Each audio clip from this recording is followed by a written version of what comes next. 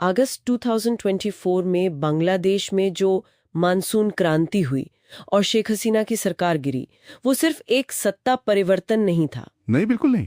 आज नवंबर 2025 में हम देख रहे हैं कि ये तो पूरे दक्षिण एशिया में ताकत का संतुलन ही बदल रहा है। बिल्कुल। आज के डीप डाइव का मिशन यही समझना है कि नोबेल पुरस्कार विजेता डॉक्टर मोहम्मद यूनुस की अंतरिम सरकार के आने के बाद बांग्लादेश किस दिशा में जा रहा है। और जो हमारे सूत्र बता रहे हैं वो ये है कि देश धीरे धीरे भारत से दूर जा रहा है। हाँ, और चीन पाकिस्तान के खेमे के करीब जाता दिख रहा है। तो आज हम 3 मुख्य बिंदुओं पर ध्यान देंगे। ठीक है। एक, बांग्लादेश के अंदर क्या चल रहा है।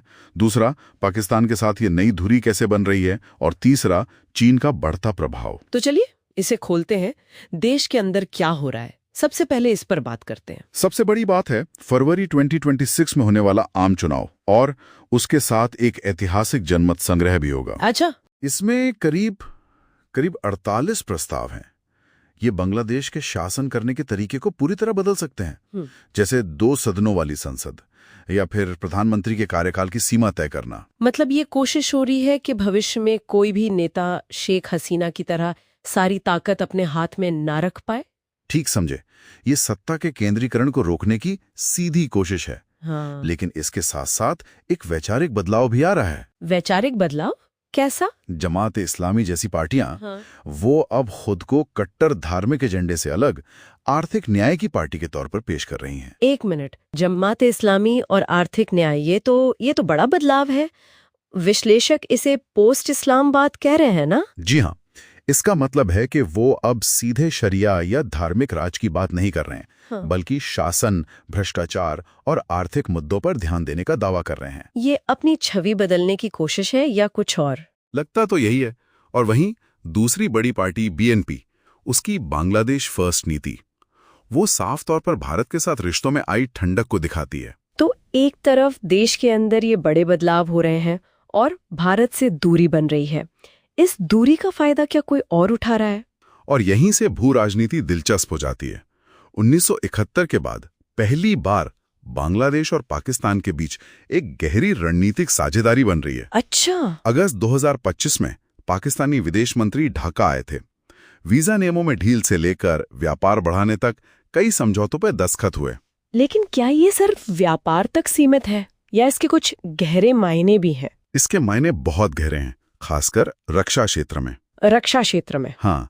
खबरें हैं कि बांग्लादेश पाकिस्तान से JF-17 थंडर ब्लॉक 3 लड़ाकू विमान खरीदने में काफी गहरी दिलचस्पी दिखा रहा है। JF-17, ये तो वही फाइटर जेट है जिसे चीन और पाकिस्तान ने मिलकर बनाया है ना? बिल्कुल। और यही सबसे अहम बात है, ये सिर्फ विमान खरीदना नहीं है। तो फिर क्या है? ये विमान चीनी सिस्टम के साथ पूरी तरह से काम कर सकते हैं। मतलब भविष्य में किसी संघर्ष की स्थिति में ये भारत की पूर्वी सीमा पर एक नई एकीकृत सैन्य चुनौती पेश कर सकते हैं, जहां बांग्लादेशी और चीनी हथियार एक साथ काम कर सकें। जी। तो अगर पाकिस्तान के साथ ये सब हो रहा है तो इसमें चीन की सीधी भूमिका क्या है? चीन का रोल शायद सबसे ज्यादा चिंताजनक है, और इसका केंद्र है लालमोनीरहाट एयरबेस। लालमोनीरहाट, ये तो भारत के सिलीगुड़ी कॉरिडोर, जिसे चिकन नेक कहते हैं, कि ठीक दक्षिण में है। बिल्कुल। और चीन और पाकिस्तान दोनों मिलकर इसे फिर से खड़ा करने में मदद कर रहे हैं। एक मिनट, अगर चीन लालमोनीरहाट एयरबेस को दक्षिण से और उत्तर में डोकलाम को नियंत्रित करता है तो वो तो भारत के चिकन नेक को दोनों तरफ से दबा सकता है। हाँ। ये तो एक 2.5 मोर्चों वाली स्थिति बन गई। ये बहुत गंभीर बात है। हाँ, यही सबसे बड़ी चिंता है। भारत की पारंपरिक 2 मोर्चों की चुनौती अब प्रभावी रूप से 2.5 मोर्चों में बदल रही है। और आर्थिक रूप से भी तो चीन अपनी पकड़ मजबूत कर रहा होगा। बिल्कुल। तीस्ता नदी परियोजना जैसे प्रस्ताव और भारी निवेश के जरिए वो बांग्लादेश को अपने पाले में कर रहा है। कुछ लोग इसे चीन के बेल्ट एंड रोड इनिशिएटिव का नया रूप, मतलब BRI 2.0 कह रहे हैं। तो इसका कुल मतलब क्या निकलता है? बांग्लादेश, जो कभी भारत का एक प्रमुख सहयोगी था, अब तेजी से दक्षिण एशिया में चीन भारत प्रतिद्वंद्विता का एक नया अखाड़ा बन गया है। हाँ, और इससे नई दिल्ली के लिए सुरक्षा के लिहाज से एक ऐसी चुनौती पैदा हो गई है जैसी पहले कभी नहीं थी। तो सवाल ये उठता है कि 2026 के चुनाव और जनमत संग्रह क्या करेंगे? यही सोचने वाली बात है।